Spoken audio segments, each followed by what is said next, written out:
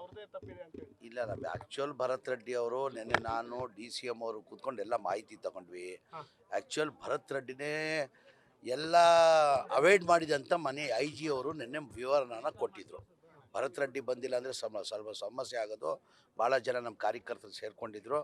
ಭರತ್ ರೆಡ್ಡಿ ಬಂದು ಎಲ್ಲರಿಗೂ ಅವಾಯ್ಡ್ ಮಾಡಿದ್ರಂತ ನೆನ್ನೆ IG ಅವರು ಮಾಹಿತಿಯನ್ನು ನನಗೂ DCM ಅವ್ರಿಗೆ ನೆನ್ನೆ ಮಾಹಿತಿ ಕೊಟ್ಟಿದ್ದಾರೆ.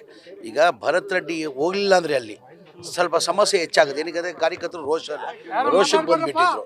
ಏನಕ್ಕೆ ಅವರು ನಮ್ಮ ಬ್ಯಾನರ್ನ ಕಿತ್ತಾಕಿ ನಮ್ಮ ಒಬ್ಬ ಕಾರ್ಯಕರ್ತ ಸತೀಶ್ ರೆಡ್ಡಿ ಅಂತ ಹೊಡೆದಿರೋ ತಮಗೆಲ್ಲ ಗೊತ್ತಿರೋದೇ ವಿಚಾರ. ಆ ಹಿನ್ನೆಲೆಯಲ್ಲಿ ಅವರು ಅಲ್ಲಿ ಇರಲಿಲ್ಲ, ಸ್ಪಾಟಲ್ಲಿಲ್ಲ.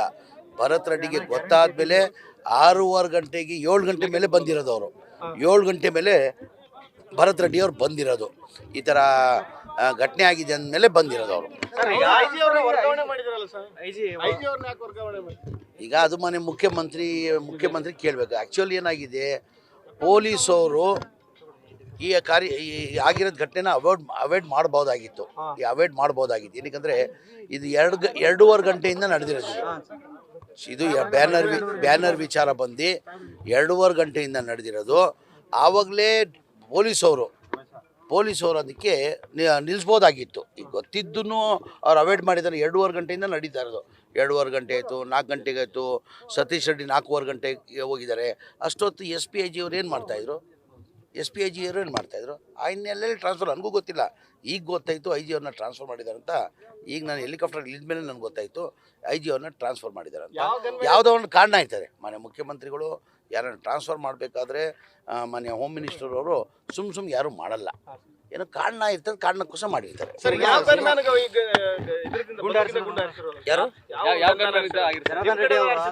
ಇಲ್ಲ ನೆನ್ನೆ ಹೇಳಿದಾರಲ್ಲ ಪೊಲೀಸವರೇ, ನೆನ್ನೆ ಹೇಳಿದ್ದಾರೆ. ಅವ್ರ ಪ್ರೈವೇಟ್ ಗನ್ಮ್ಯಾನ್ಗಳು, ಸತೀಶ್ ರೆಡ್ಡಿ ಗನ್ಮ್ಯಾನ್ಗಳು ಅವರೇ ಫೈರಿಂಗ್ ಮಾಡಿ ನಮ್ಮ ಯಾರು ಸತ್ತಿರೋದು ನಮ್ಮ ರಾಜಶೇಖರ್ ಸತ್ತಿರೋದು ಅವ್ರ ಗುಂಡಿಂದ ಅಂದರೆ ಮೊನ್ನೆ ಪೊಲೀಸರು ಹೇಳಿದ್ದಾರೆ. ಏನಕ್ಕೆ ಸತೀಶ್ ರೆಡ್ಡಿ ಅವ್ರನ್ನ ರಕ್ಷಣೆ ಮಾಡ್ತಾ ಇದ್ದಾರೆ? ಅವ್ರು ಹಾಸ್ಪಿಟಲ್ ಇದ್ದಾರೆ. ಯಾರು ಏನಂತ ಈಗ